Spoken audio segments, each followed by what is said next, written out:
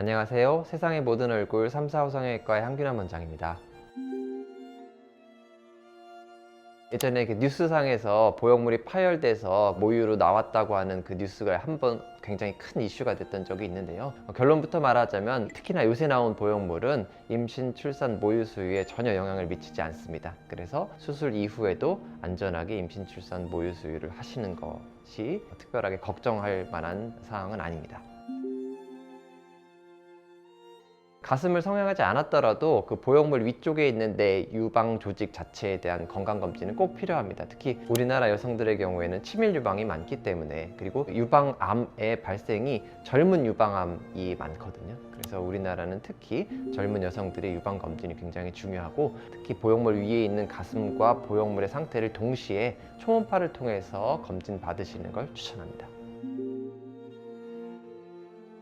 사실 제일 중요한 거는 수술을 얼마나 짧은 시간 동안에 상처를 많이 건드리지 않고 깔끔하게 시행했느냐의 문제일 것입니다. 요새는 이제 실제로 봉합을 하지 않고 본드를 바르는 경우가 많으니까요. 그 본드가 오랫동안 상처에 있으면 상처에 좋은 역할을 많이 해줍니다. 보습도 해주고 상처 자체가 다른 데 쓸리는 걸 방지해주고 있거든요. 그래서 본드가 떨어지고 난 이후에 상처 관리를 하실 수 있는데, 초반에 레이저를 하는 거에 대해서는 아직 정확히 좋다, 좋지 않다라고 하는 결론이 나 있지 않은 상태입니다. 그래서 상처 자체가 튀어나오거나 아니면 좀 빨개지거나 딱딱한 경우가 아니라면 일반적으로 흉터 연고를 바르시면 되겠고요. 흉터가 좀 튀어나오고 딱딱해지고 좀 가렵다, 이럴 때에는 병원에 가서 의사 선생님과 상의 후 필요하면 주사를 맞는다든지 아니면 실리콘 겔 시트 같은 치료를 받으시는 게 좋습니다. 사실 보형물이 들어가서 내 살을 늘리는 거는 보형물이 들어간 만큼 늘어날 수밖에 없습니다. 그만큼 살이 늘어날 때까지 시간이 좀 더 필요할 수는 있겠지만 최종적으로는 늘어날 수밖에 없습니다. 그래서 보형물이 내 살을 대부분은 이기게 되는데요. 흉곽이 작은데 보형물이 크게 들어가게 되면 가만히 있을 때에도 보형물 자체가 옆으로 이제 나와 보이는 현상, 그 다음에 그 무게감 때문에 시간이 지나면서 밑으로 내려와 보이는 현상이 생기면 자연스럽지 않겠죠. 큰 보형물이 들어가 있는 그 큰 가슴이 처져 보이는, 약간 늘어져 있는 느낌을 줄 수 있기 때문에, 그래서 체형에 맞는 보형물의 선택이 중요하다고 할 수 있겠습니다.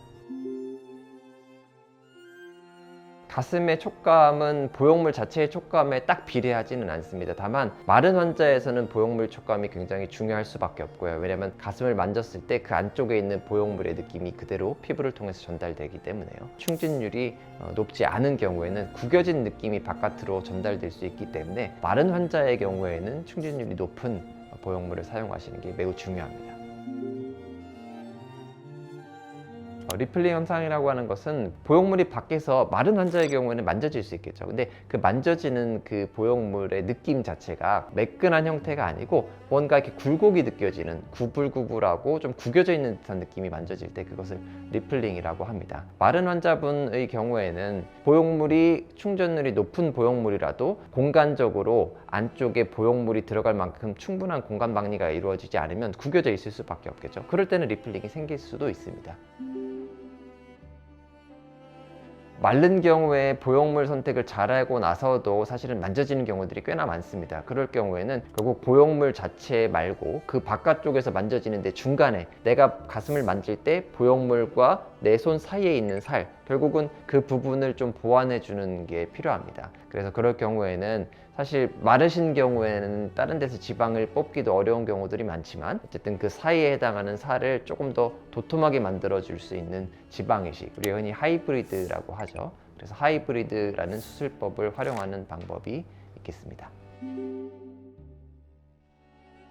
환자분이 선택하게 된 이유가 뭔지를 잘 들어봐야겠죠. 특정 보형물을 선호하시게 되는 이유가 뭔지에 대한 것을 들어보고, 그게 논리적으로 타당하다고 하면 환자분들의 요구사항을 최대한 들어드리는 게 의사의 역할입니다. 하지만 환자분이 생각하는 그 이 보형물을 선택한 이유가 실제 결과로 나타나지는 않을 수도 있습니다. 왜냐하면 환자분들마다 갖고 있는 조직의 성질이라든지 상태가 매우 다르기 때문에요. 그래서 환자분이 원하는 그 포인트를 살려줄 수 있는 게 이 보형물이 아니라 다른 보형물일 경우에는 잘 설명을 드려서 그 방향으로 결정을 하도록 도와드리는 게 또 의사의 역할이라고 할 수 있습니다. 그 경험 많은 의사가 이전의 경험을 바탕으로 한 선택을 했을 때 그거를 좀 믿고 따라와 주시는 게 필요하다고 생각합니다.